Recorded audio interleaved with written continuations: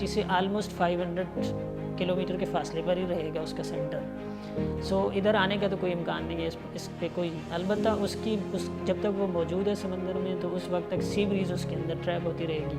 सी bridge ना चलने की वजह से कराची में जो है heat wave condition, light condition है 2 दिन से। तो ये कैफियत रहेगी 15 तारीख तक तो रहेगी, उसके बाद जाके रिलीज़ मिलेगी। जब तक ये सिस्टम फिजल आउट नहीं हो जाएगा, डिसिपेट नहीं हो जाएगा, तब तक सी ब्रीज़ कट ऑफ रहेगी।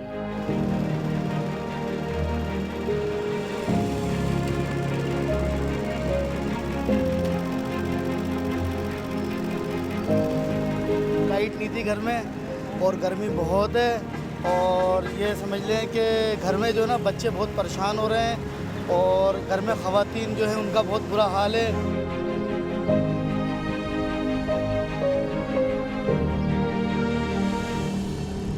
माहौलियाती तब्दीली से मुतासरा जो ममालिक हैं उसमें पाकिस्तान का नंबर 7वां नंबर आता है। कराची शहर में तकरीबन 60 सालों में जो टेम्परेचर के बढ़ने की जो रफ्तार थी वो 2.25 डिग्री टेम्परेचर जो है 60 सालों में इजाफा हुआ। बिल्डिंग्स, हाई राइज बिल्डिंग्स हैं, या जो बिल्डिंग्स की जो डेंसिटी है वो बहुत ज़्यादा है, जो कंक्रीट जंगल जो बनता चला जा रहा है। और दूसरा फैक्टर जो है वो इसका हरियाली का ना होना है, ये भी एक फैक्टर है।